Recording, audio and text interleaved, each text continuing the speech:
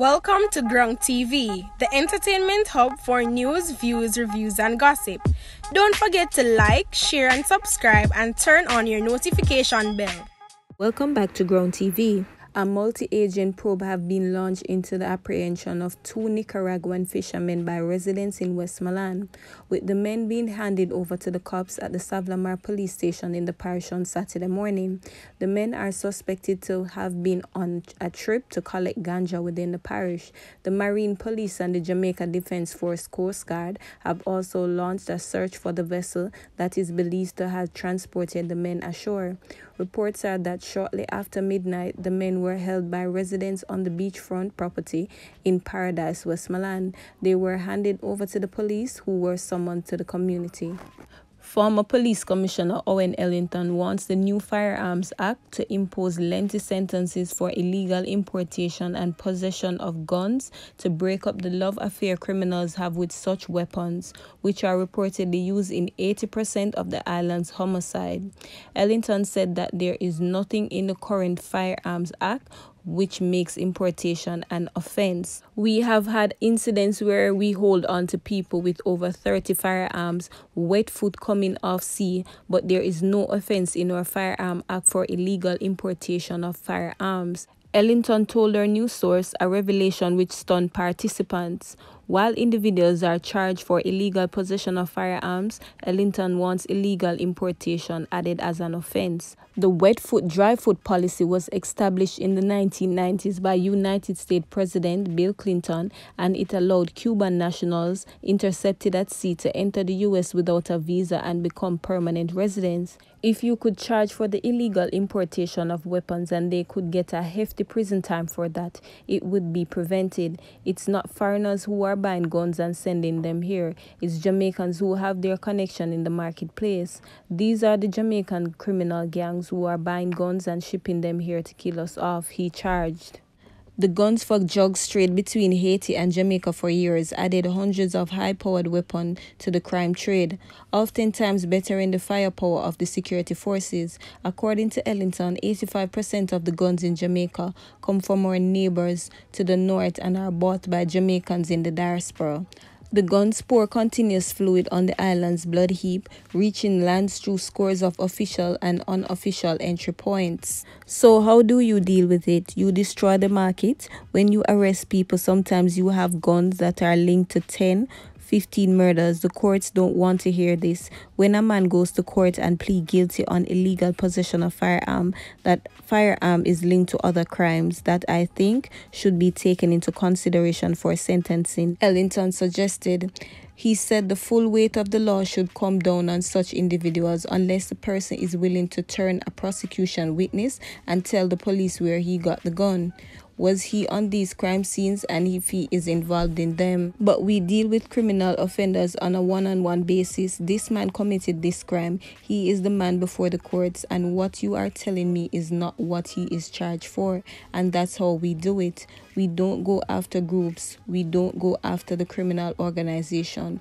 We don't use mandatory minimum. We don't threaten people with the rest of their lives in prison and say to them, you can have your sentences significantly reduced if you give up all the members of your gang and if you tell us where you got the guns or drugs, he argued. Last week, National Security Minister Dr. Horace Chang said that a new Firearm Act was among top priority on the government's current legislative agenda. Turning to the issue of drugs, Ellington said it was laughable that a courier caught with cocaine in his or her stomach could plead not guilty before a magistrate and is offered bail because they are not innocent until proven guilty. A conviction could see them walk away with only a fine. In other countries, they go straight to prison, so they know that we are soft on criminals. They know that we have created a criminal-free space here. They know that we are not serious about reducing crime, and that is why our numbers are going up and will continue to go up unless there is a pushback from the states, the former commissioner said.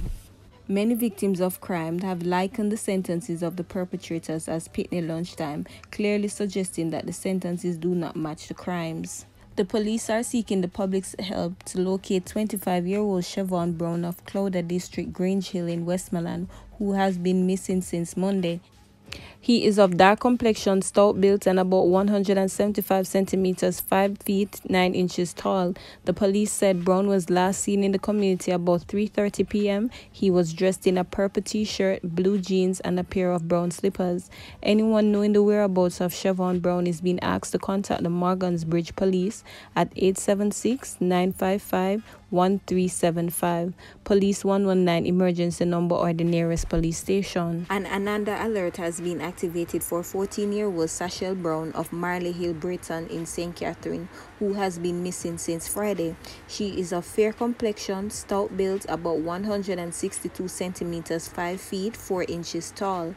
Reports from the Portmore police add that Brown was last seen at home about 7:30 a.m. She was last seen wearing an orange blouse and a gray sweatpants. Efforts to contact her have proven futile. Anyone knowing the whereabouts of Sachel Brown is being asked to contact the Portmore police at 876-989-8422, Police 119 emergency number, or the nearest police station. 20-year-old Sidandra Reed, otherwise called Jay, of Seaview Drive, Hopewell in Hanover, has been missing since Wednesday. He is of slim build, brown complexion, and is about 165 centimeters, 5 feet 5 inches tall. Reed was last seen about 7 a.m. at the Big Fowl Beach in Hopewell, Hanover. All subsequent attempts to contact him has failed. When last seen, he was wearing a blue shirt, black trunks. He is said to frequent the communities of Lucy, Johnsontown, Elgintown, all in Hanover. Anyone know the whereabouts of Sidandra Reed is being asked to contact the Sandy Bay Police at 876-953-5312, Police 119 emergency number, or the nearest police station. The People's National Party has condemned a suspected act of arson at its Centre Northeast constituency office. According to a statement from the PNP, the office was destroyed by fire yesterday, and discussions with the fire department point to arson. Our party strongly condemns criminality of any kind, and we equally decry this cowardly and depraved act. We will work with the relevant government authorities to ensure this matter is investigated and the perpetrators brought to justice, the statement read. We are deeply saddened by Saturday's event, and we stand with our Centre and Northeast community as we commit to rebuilding stronger, it added. A fifth Clarendon family has now been displaced in less than 2 weeks as hoodlums firebombed their home on Friday night. It is the third such incident in Lioneltown over the period and has left the residents living in fear. Right now, we have to go in as it touch night, so we have to put up. We don't know what will happen. The place are run away. One resident told our news source yesterday as he called for the presence of enough soldiers in the place on the capture land to cure the increase in violence. Another resident stating that the atmosphere was tense shared that children in the community are now traumatized. The kids them traumatized, can't sleep at night. We call for peace. We want them something have to stop. Want everybody to come together and live like how we used to live before, the resident pleaded. Clarendon Southeastern Member of Parliament Pernell Charles Jr. told our news source that although investigations were still ongoing, it can be reasonably assumed that it is connected to the reprisal and the back and forth violence between residents in the area. A stern talking Charles called on citizens to cooperate with the police and made a pledge to put in investments. Whatever it is, whether it is cameras to gather evidence, convict persons, or get rid of them, but we can't allow criminals to feel free to operate in this space. He added that he was not surprised by the bombings. In fact, it was almost anticipated based on the profiles of the community. For him, the solution now is to change that profile and not wait for such incidents to occur then react, but to address the root cause with intervention from a number of institutions. We will be working with the educational institutions that people are not just going to school, but they are learning, working to increase training opportunities and working to increase the employment opportunities for young males, he said, adding that they are the highest proportion of victims and perpetrators. Charles called on the Ministry of Labour and Social Security, Food for the Poor Jamaica, as well as other stakeholders to assist the displaced family who needs beds, mattress, clothing and other supplies.